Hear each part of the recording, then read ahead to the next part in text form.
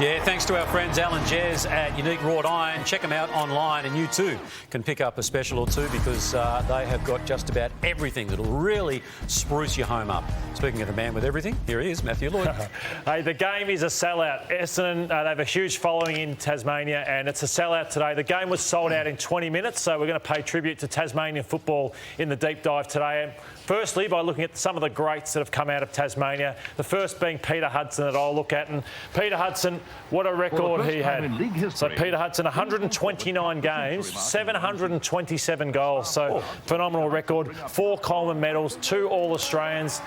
And Damo, what was the story around the helicopter with Peter he Hudson? hadn't played for basically 2 full seasons, and they flew him in from Hobart on the morning of a game, and then from the Tullamarine they took a helicopter out to Waverley for a game late in '73. Then went away again for 2 more years after that, Lordo, and came back and kicked 100 goals in 1977. The man was a freakish talent and was able to do it without training all that greatly. I think that there's a story too about how he resisted coming back from Tasmania to play the game because he was running a pub down there and he had a new comedian who was actually appearing that night, and the new comedian was Norman Gunston. I think so. Peter, we should get Peter Hudson on one day. He's a lovely bloke. He's got some great stories. He used to have tabs on himself, didn't he, Norman? Tabs on himself? Well, the shaving things. How are they called, are they? Anyway, Royce Hart. Now, OK, you want to talk about great Tasmanians. Do they get any better than Royce Hart? I have to say this because he's a great devotee of the show, Royce. I hope you're going well. 187 games, 369 goals, 4 premierships, if you don't mind, in addition to AFL Team of the Century, Hall of Fame. Is he a legend? I think he's a legend. If he's not, he certainly should be. And look, I suppose even Royce gets a little embarrassed that at 22 years of age, he brought out his autobiography, which included the greatest team of all time, and he put himself at centre-half. But why wouldn't you? It turned out to be true, didn't it? Just on that, TJ, whenever I hear the name, Carey gets mentioned, obviously, as the greatest of all time, and guys like Kevin Bartlett and that would say, no, Royce is the greatest player they've ever seen, the greatest centre-half forward, so it just shows how good he was. Tasmania was very good to the Tigers, and I'm biased, but Matthew Richardson, these highlights, he was an unbelievable player. 800 goals, the most ever at the MCG. His actual conversion is right up there with the best of them as well. He missed a lot from 10 metres, but his conversion was very, very good. He was heart and soul. I don't think there's been a more popular player that I can remember than Matthew Richardson. He could do it all. He could do it at ground level. He kicked 91 goals, I think, in about his 3rd season back in '96. So he was a superstar and still is. And as an athlete, what an amazing runner, wasn't he? And of good Tasmanian stock too. His dad, Bull, of course. Exactly. Played for Richmond. Yeah. Ian Stewart. They all talk about Ian Stewart here. What about this record? 205 games, 60 goals. He won 3 Brownlow medals. There's only 4 men that have won the Brownlow medal 3 times. He won it twice with the St Kilda Footy Club, and then, of course, went to Richmond, won it there. He also coached South Melbourne, Carlton, South Melbourne. He's in the Richmond team of the century, and he's in the St Kilda team of the century. There's not many players that make 2 teams of the century. Paul Salmon. Well, there's not too many players. He'd be at 1, 2, but there he is there. They reckon a superstar. And he was born Ian Servey. Servey? Yeah.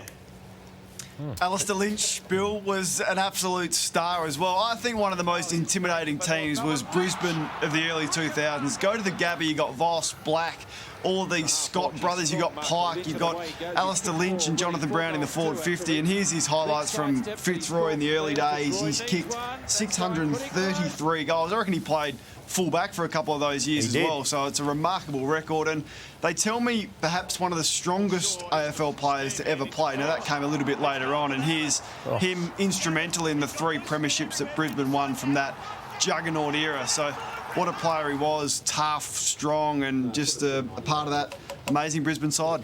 Just on him, Kane, we had Paul Roos on Footy Classified who said that in his last year or 2 at Fitzroy, he believed he was the best player in the competition. Alistair Lynch through that period, And signed a 10-year deal, didn't he? And he actually added 1 to it. But he did it under duress too, didn't he? Yeah, with the chronic fatigue. Initially.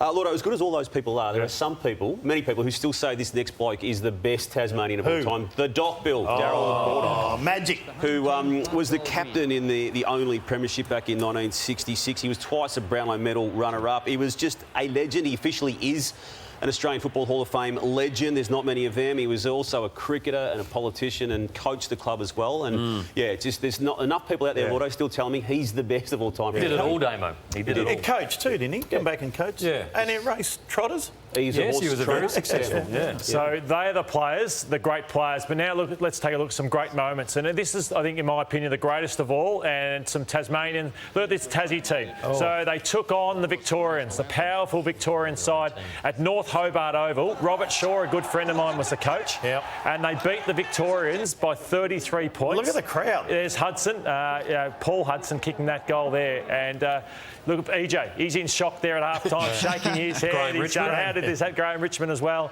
And yeah, they just did a number on them. And look at the celebrations. Big Jimmy Manson there and some other Tasmanians who it was one of the great upset victories we'll see in footy. Siren Gate also took place down in Tasmania. The only time a game has ever been changed after the final siren sounded. And you can see the score there. There was an issue with regards to what then happened. The umpires couldn't hear the siren and play Went on. continued. Yep. And then there's a shot at goal which only just falls inside the point post. So then there's a drawn scoreline, Bill, Baker. with Baker taking that shot. And then Stevie.